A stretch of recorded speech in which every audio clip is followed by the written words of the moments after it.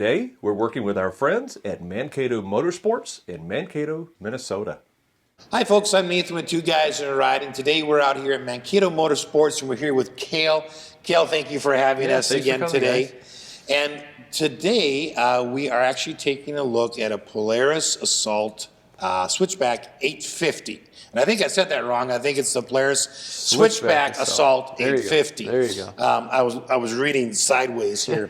Cale, tell us, what would this be used for? Yeah, for sure. So in the Polaris lineup of snowmobiles, the Switchback Assault is your crossover sled. And what we mean by crossover is it does well on trails, you know, around southern Minnesota, and it does well in deep snow out in the Black Hills, you know, South Dakota, or you go further into Wyoming and things like that. So the ultimate crossover, a little longer track, deeper lug to get you through the deep snow, but it's still a designated trail machine, if you would. Now, one of the things that I'd read about this is that they've done some things to improve the cornering, so that when you corner, it's a flatter turn, and it's more stable. In other words, yeah. And it's something to do with the arms in the front. Yep. So with the geometry of the arms is and the spindles, you hit the nail on the head there with being stable in the corners. You know, being a crossover sled, you still want to have stability when you're trail riding. But when you get out in the deep stuff, you want a nimble sled as well. So with the cornering, you also see you have the Walker Evans clicker adjustable shocks, both front and rear. Give you a really nice ride. Too. Yeah, give you a really nice ride in the trails. Nice. And out in the snow. So. Now I can't help but notice as we're coming by here, you've got some notches in the top of the skis. So I'm talking about, you know, these notches right there. What are those for? Yeah, really to give you less snow buildup, and you know, let's say we were talking earlier, if you get stuck or something, you can find your ski, step on the ski. You know. Yeah, you got a little more grip, yep. And the snow's got a little deeper spot to fall into. Get yourself out of a hole. So it's talking about snow falling into something. Yeah. If we look at the side.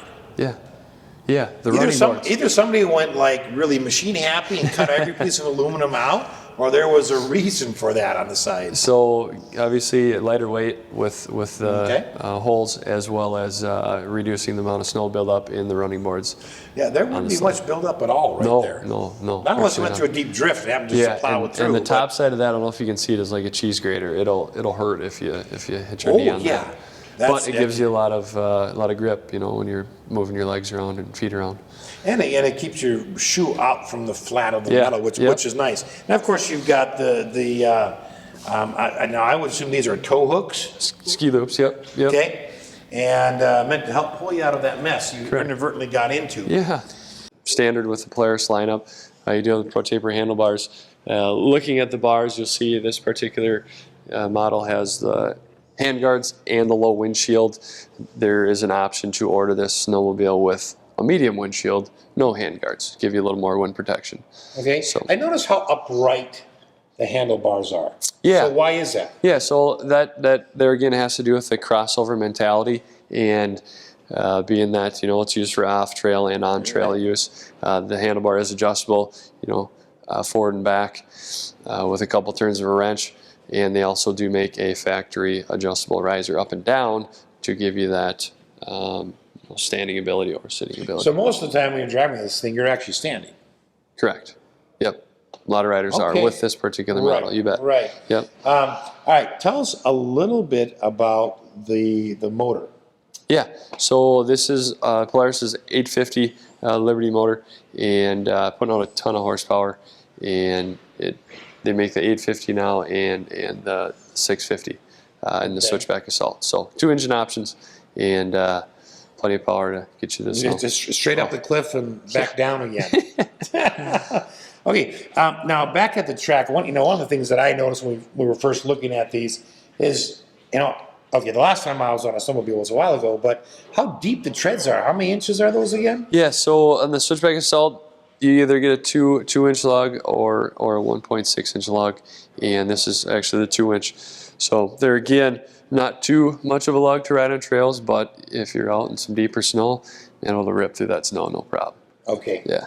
Now, somebody that maybe doesn't snowmobile as much or is familiar with snowmobiles would be wondering where the rear seat is. So why is this designed with a one person instead of a two? Yeah, you actually see the seats actually get smaller, you know, when you go through the lineup and get into their mountain lineup. But the longer tunnel, obviously you need to cover that track, and the tunnel actually has heat exchangers, which cools the motor. Okay. Helps cool the motor. So you got some functional. Yes, absolutely. Functionality in the tunnel. You need that tunnel to operate the snowmobile. And then, of course, you do have a brake light mounted right there, along with your plastic snow flap. bar. Yes. Yep.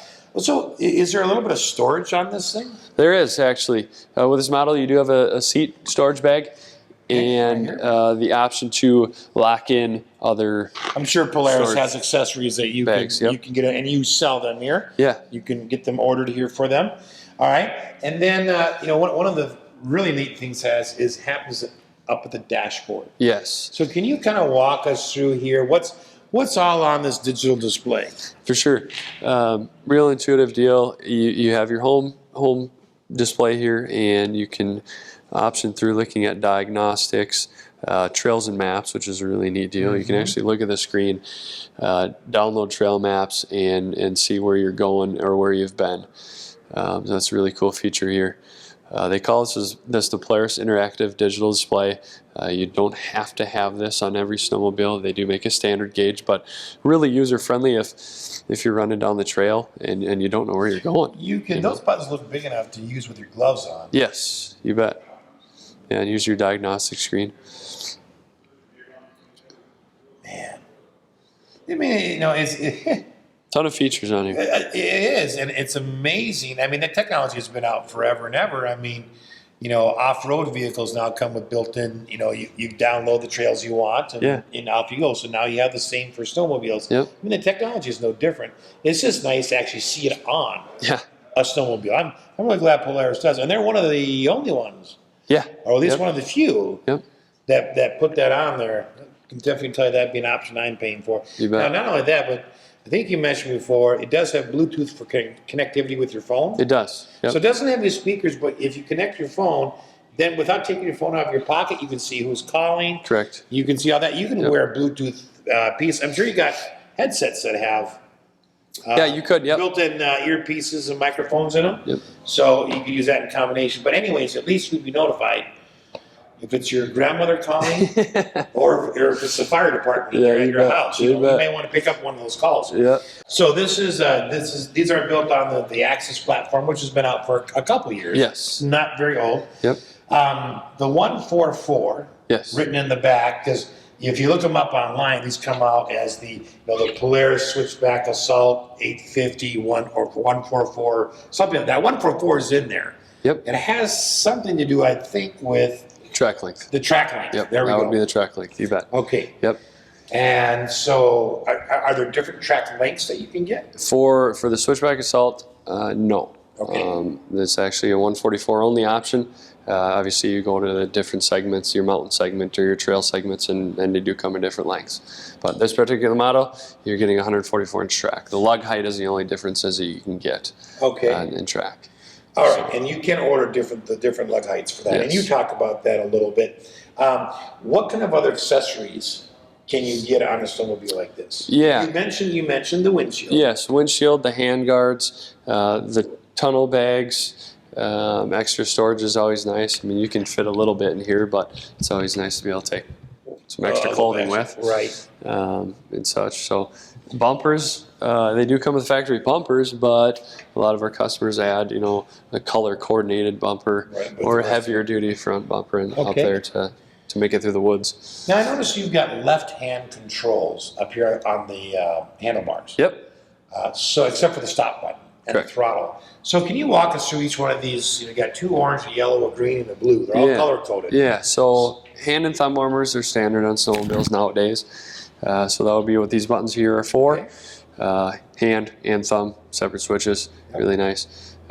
This here would toggle through your trip meters. This green button. Yellow button's kind of important. This is your reverse button.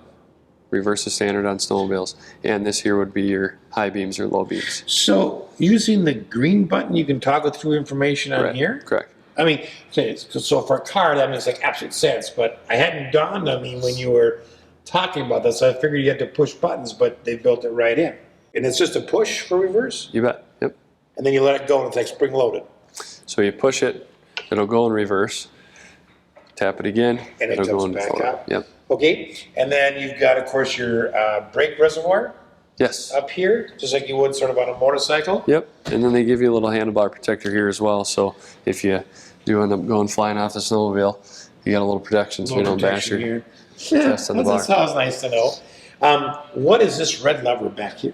That would be your park brake. So Okay, all right, you can activate it there, yep, sure. lock that brake up. The ignition's up here as well. And of this course, is there's actually electric start. key start, just like a vehicle would be. You bet.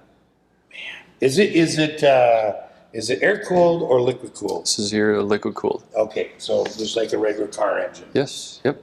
The adjustable shocks in the rear. We talked about them. Where are those located back here? Because you don't see them. Oh, right there. Yep. So you actually have two You shocks just got to back get there. down a little bit to see them. Yep, front and rear shock, and they're both adjustable based on your riding style. You know, whether you want a firmer ride or a softer ride. Okay, so firmer ride or hard ride. Yep. That's what you would adjust. You bet. And then you've got actually, it's a little hard to see, but when you put your foot in there, you've actually got a little indented area for your toes. You're not hitting wind all the time. Yeah, yeah. It keeps your In feet snow. obviously warm, and also gives you a little bit of a toe hold, so you can get a little better, grip or approach angle if you're more of an aggressive rider. Okay. And I'm assuming it's the same on the other side, and I just didn't see it. Yeah. That's always nice. I mean, if you ride out in the cold enough, I mean, you got some really good gear now. But, if you're the kind of person whose toes tend to get cold, it's a nice spot to stick them in there. Oh yeah. Now, can you show us how the front hood opens up here? Yeah. So you have two side panels. Couple latches. Okay, I think that's out.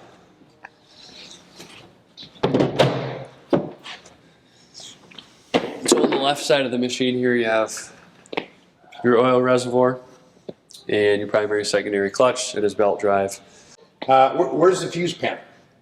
Is that like somewhere? I tucked right here. Oh, There's a it's fuse right in box there. right there. Oh, Yeah. I was right by it. I just Yep. didn't see it. And this piece can come off too, I'm assuming? It does. Yep. You have some pins here and stuff. Yep. A few more pins to Yep. take off, and the whole hole will come off, and to give you easy access to that motor. Okay, and then on this side, the same thing, right? This piece comes off. Yep. I'm gonna let you. I think I moved the pins. Sure. Sure. That was the other way. Oh, I missed one. There you go.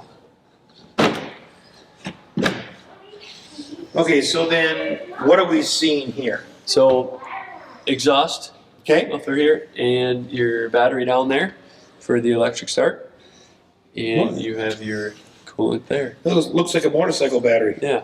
Basically the same It is. size. Yep. Yep. Now what's can we see the inside of the lid here? You just got some. It's got some just built-in insulation. It's interesting. You got some foam lining here and some insulation here, and then you actually have a whole nother. Yep. That'll Well, be this for is- the air intake. This is the air intake. Yep. Which comes from right there. So it's a functional air intake. Yeah.